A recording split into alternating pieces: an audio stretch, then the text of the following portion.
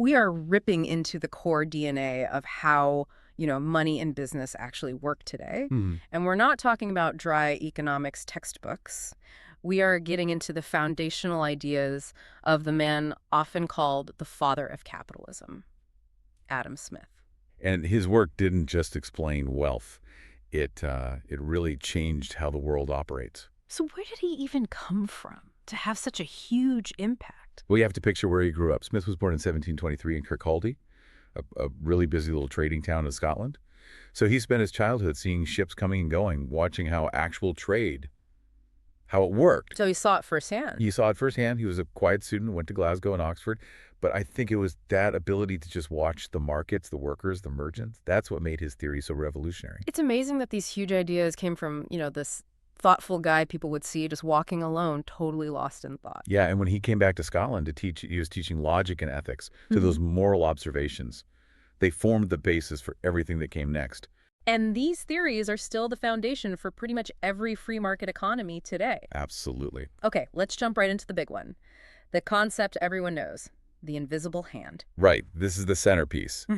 And it's such a radical idea because it's about letting go of control. So what is it, basically? Put simply, the invisible hand is the idea that when millions of people just pursue their own self-interest, they work hard to make a better life for themselves, they unintentionally end up helping the whole community. Without even meaning to. Without meaning to.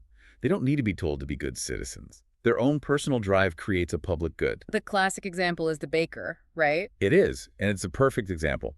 A baker makes amazing bread, not because he just loves all his neighbors, but because he wants to earn money to pay his own bills. So he's motivated by self-interest. Exactly. And to succeed, he has to get up early, use good flour, and make a great product. If he gets lazy or charges too much, what happens? People go to the baker down the street. He fails. Right. So by doing what's best for him, he's made sure his whole town gets fresh bread every single morning. The market, it guides itself. Smith basically said this system works way better than some government official trying to plan it all out. But I think for a lot of people, when they hear self-interest, they immediately think selfishness, like greed. How did Smith deal with that? That's such a key point. Yep. He wasn't talking about destructive greed. He was talking about productive self-interest. Think about a shoemaker. Okay. The community needs shoes. The shoemaker needs money. He makes the connection. To earn that money, he has to produce a good, sturdy shoe at a fair price. Because if he doesn't... The market rejects him. So his desire for profit forces him to be useful to everyone else. It's a mechanism where individual goals drive a wealthy nation. So self-interest explains the why people work. But what about the how? How did they create so much wealth all of a sudden during the Industrial Revolution? Well, that brings us to his next huge practical idea, the division of labor. Okay, so if the invisible hand is the philosophy, this is more like the instruction manual. You could say that. It's the mechanics of efficiency. Smith saw that any job gets done way faster and better if you break down into tiny, simple, repetitive tasks. And his big example for this was the pin factory. The pin factory, yeah. So imagine one person trying to make a whole pin from scratch. They have to pull the wire, cut it, sharpen the point, put the head on. It sounds incredibly slow. It is. Smith figured one worker might make maybe a dozen or two pins in a whole day. But what if you had 10 workers and each one did only one of those jobs? So one guy only pulls the wire. All day long. Another one only cuts it, a third only sharpens. The result. Wow, a lot more pins. Smith estimated that those 10 specialized workers could make over 48,000 pins in a single day. Wow. Because each person becomes an expert at their one little thing. They don't waste time switching tools or changing tasks. That's the blueprint for the modern assembly line. Okay, but what stops the super efficient pin factory owner from getting greedy and charging 10 times what the pins are worth? Now you hit on the market's own police force. Competition. The counterweight. It's the critical counterweight to self-interest. It makes sure that factory owner serves the community. When you have lots of businesses selling the same thing, they have to fight for customers. And they can do that by either having a lower price or a better product. Exactly. So if one shop tries to sell their pins for way too much, but the store across the street is forced by competition to be cheaper. Everyone just goes to the cheaper store. Instantly. And that economic pressure forces businesses to be efficient, to innovate, and to keep prices fair. It's what's supposed to stop monopolies from forming. So this all leads to the big question about government. If the market is so good at organizing itself, what's the government supposed to do? Well, Smith's answer became this huge policy idea known as laissez-faire economics. Which is French, right? It means something like let them do. Let them do, or let it be. And you have to remember, this was a radical shot at the system of the time, which was called mercantilism. Right. Right? Under mercantilism, governments were constantly meddling. They set prices, created monopolies, had tons of rules and taxes. Smith just argued that this heavy-handed approach always slowed down growth. So laissez-faire was about letting businesses and people make their own choices because that's what makes the economy grow faster. Precisely.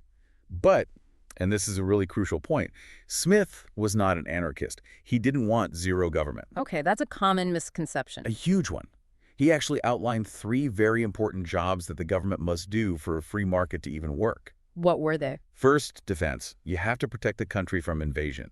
I mean, trade kind of stops if your stuff can just be stolen by an enemy. Okay, that makes sense. Number 2. Justice. The government has to provide a system of laws and courts to enforce contracts, ensure fairness, and most importantly, protect private property. Right. You're not going to work hard to build a business if someone can just come and take it all without consequence. Exactly. And the third role is public works. This means building and maintaining the big stuff that private companies probably won't build on their own. Like roads and bridges. Roads, bridges, canals, safe harbors. The essential infrastructure that allows trade to happen smoothly across the whole country. Without them, the whole system grinds to a halt. So if the government's role is that limited, how do you even know if a country is doing well? Smith completely changed how we measure that, too. Oh, massively. Yeah. Before Smith, for centuries, a nation's wealth was just how much gold and silver it had in its vaults. So it's all about hoarding treasure. Yeah, and that's what drove all those aggressive trade policies.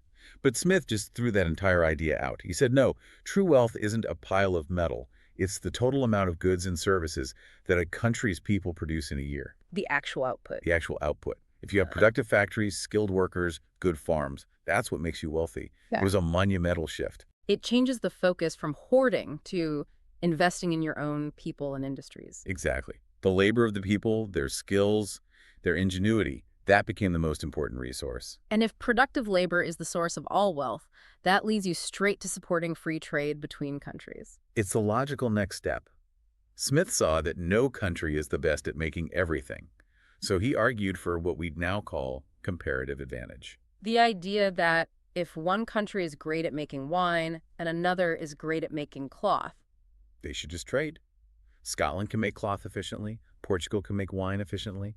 If they trade, both countries end up with more cloth and more wine for less effort than if they tried to do it all themselves. which is why he hated tariffs. Hated them. A tariff is just a tax on imported goods, and he saw it as something that only hurts your own citizens. You put a big tax on imported cloth, you're just forcing your people to pay higher prices and limiting their choices. So free trade makes things cheaper and better for everyone. That was the argument. It encourages cooperation. And tying this whole system together, the self-interest, the competition, the trade, is the basic rule of supply and demand. Okay, so supply is how much of something there is. Demand is how much people want it.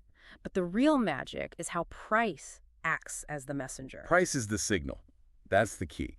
If supply is really high but demand is low, let's say a new coffee flavor flops, what does the seller have to do? Drop the price to get rid of it. Right.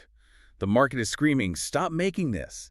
But if demand is super high for the newest smartphone and there aren't many available, The price shoots up. The market is signaling, make more of this now. exactly. That constant dance of price is the automatic communication system that tells millions of businesses what to produce and how much to charge. And Smith put all of this together in his huge book, The Wealth of Nations, which came out in 1776. The same year as the American Declaration of Independence, the timing was perfect. A world that was ready to rethink everything about power and wealth. And it's no exaggeration to say that book showed how individual freedom and trade could lead to prosperity on a scale no one had ever imagined. Huh. We still use this language to talk about economics today. Smith believed a nation gets wealthy when its people are free to make their own choices. So a final thought for you to consider. Think about the things you use every day. Your phone, your shoes, the food you eat. Hmm. How many of those things exist not because some government committee ordered them, but because someone somewhere was trying to improve their own life by solving a problem for you? Understanding those forces, those powerful decentralized forces, it really helps you understand the world around you. Good luck with your studies.